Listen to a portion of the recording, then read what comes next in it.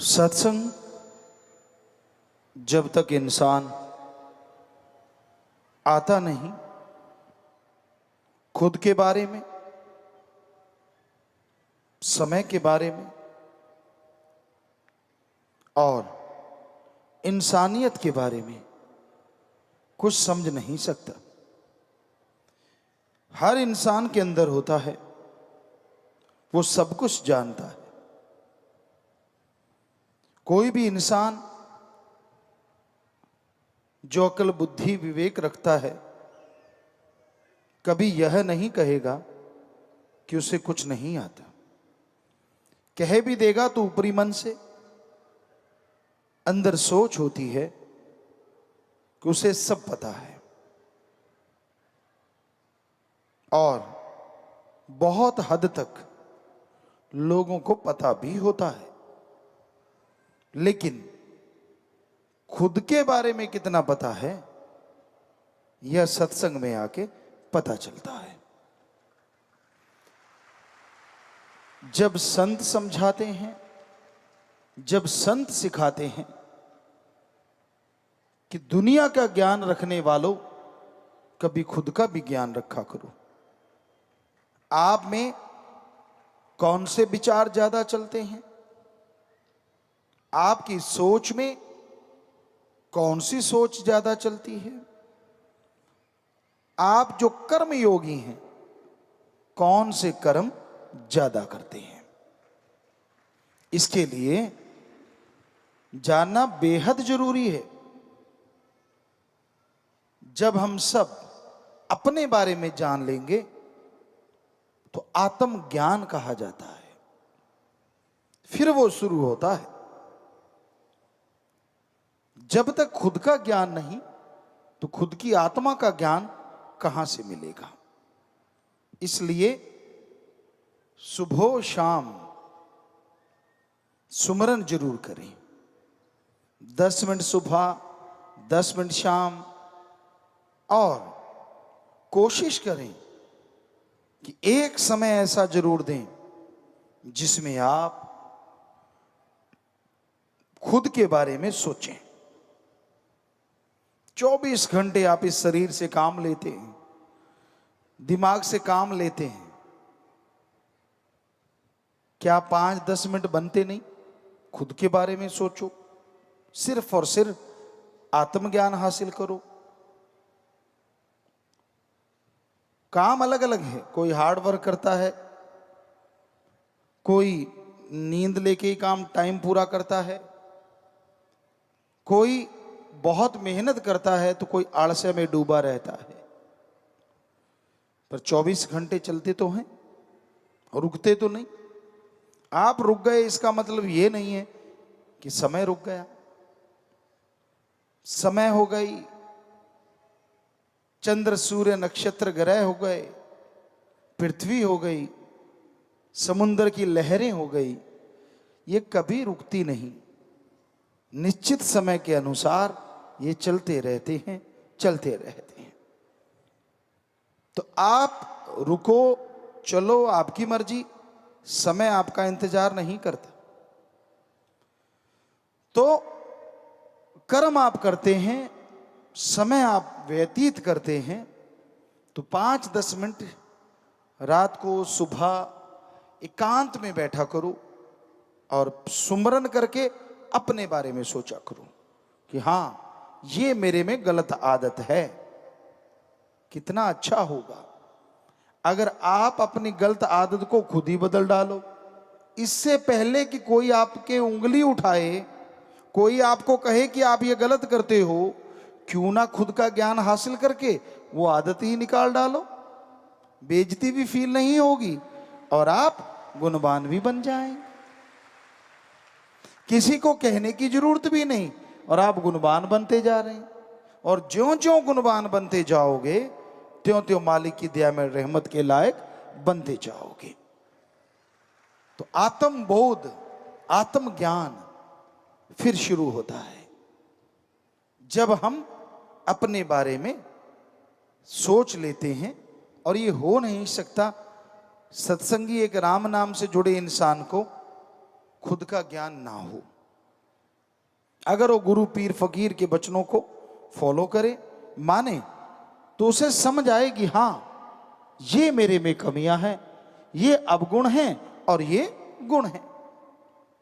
और उनको निकालते निकालते आप गुणवान बनेंगे तो फिर आत्मज्ञान शुरू हो जाएगा। सुमरन के साथ आत्मा की तरक्की होनी शुरू होगी। जब उदाहरण अगर दें, जिमींदार भाई जितने बैठे हैं सब जानते हैं, जमीन को अच्छी तरह से जुताई करी हो, घास फूस कचरा साफ किया हो, और बरसात पड़ जाए या पानी अच्छे से लगा दो, तो फिर जो भी बीज डालोगे धरती का सीना फाड़ के बाहर निकल आएगा,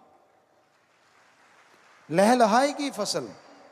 पर अगर पहले ही बहुत ग्रास है, घास फूस है, जमीन उससे अटी पड़ी है, भरी पड़ी है, और कितनी भी बरसात पानी लगा दो, जो बीज डालोगे मरियल निकलेगा, क्योंकि घास फूस जितना भी है वो सारा जमीन की शक्ति को हासिल कर लेता है, और जो बीज होना चाहिए वो नहीं।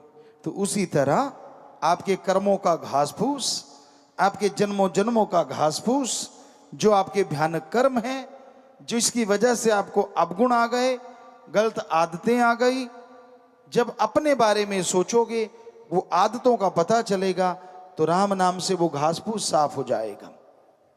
और फिर जैसे आपको बोला कि जमीन साफ सुथरा पड़ी है, जुताई करके रख रखी है, पानी देते हैं, बीज डालते हैं, तो झट से लहराती हैं फसलें, उसी तरह ऐसे शरीर में जो बिल्कुल साफ सुथरा है, राम नाम का बीज डालते ही वो फलना फूलना शुरू हो जाता है और आत्मा तरक्की करने लगती है। शुरुआत में किसी किसी को महसूस होता है कि उसके शरीर में से कुछ ऊपर की तरफ जा रहा है। जब गुरु मंत्र का जाप करते हैं, जब आत्मज्ञान की शुरुआत होती है, किसी किसी को, जिसका मतलब होता है कि आत्मा है जो पैर के अंगूठे से लेके सिर तक है, और वो सिमट रही है, ऊपर की तरफ जा रही है, और किसी को इसका बोध नहीं होता। आप सुमन कर रहे हैं, करते करते अचानक आपकी आंखों के सामने एक छोटा सा बिंदु, लाइट, रोशनी, दिया जैसे होता है मोमबत्ती की लो, ऐसी लौ नजर आती है। सीधा सा मतलब आपका ध्यान जमने लगा है, आत्मज्ञान की तरफ आपने तरक्की कर ली है, कंसंट्रेट होने लगा है। और आत्मा जैसे यहां पहुंचती है तो एक चुंबकीय खिंचाव, मीठा मीठा एहसास होता है, जिसका मतलब आत्मा शरीर से सिमट के उस द्वार में प्रवेश कर रही है जिससे आत्मज्ञान शुरू होता है। और जैसे द्वार में आत्मा प्रवेश करती है अंदर, क्या नजारा होता है। हमने शायद फेसबुक पे आपको हंसाने के लिए एक बार ये जिक्र किया था कि अगर आदमी उड़ता होता तो क्या होता, और यकीनन आदमी उड़ता है, बाहर से नहीं, अंदर से। क्या आपका दिल नहीं करता कि आप नीले गगन में उड़ते फिरो? क्या आपका दिल नहीं करता कि इन तारों के पास छू के निकल जाओ? क्या आपका दिल नहीं करता चंद्र सूर्य नक्षत्र ग्रह को पार करके आगे देखें है क्या? आसमान आखिर कहां खत्म होता है? कहां? चंद्रमा से आगे, सूरज से आगे, कहां? इच्छा तो होती है पर कर नहीं पाते आप सोचते हो कौन रॉकेट बनाए, पता नहीं कोई दुनिया में एक आध बनाता। अरे आप खुद स्वयं रॉकेट हैं। आपकी आत्मा की जितनी स्पीड है, प्रकाश तो उसके नजदीक भी नहीं है, इतनी स्पीड है आपकी आत्मा की, इतनी गति है आपकी आत्मा की। पलक झपकते ही वो खंड ब्रह्मांड पार कर जाती है, इतनी स्पीड है। पर उस आत्मा को ईंधन तो देना होगा। सारा दिन मन की खुराक, सारा दिन शरीर की खुराक, तो आत्मा की खुराक राम का नाम है। जैसे ही आत्मा इस प्रवेश द्वार में 10वें द्वार में प्रवेश करती है तो फिर आत्मज्ञान होता है, खुद को फील होता है कि मैं उड़ रहा हूं। फिल्म में भी आपने सुना मैं तो उड़ूंगा, वैसे तो वो हंसने का है, लेकिन हकीकत में भी आप उड़ सकते हैं। वो क्योंकि फकीर ऐसे वैसे तो करता नहीं कुछ, आप उड़ सकते हैं रियल में। और उड़े भी ऐसे, ना रॉकेट उड़े, ना जहाज उड़े, ना कुछ और उड़े, लेकिन अंदर ही अंदर उड़े, बाहर नहीं।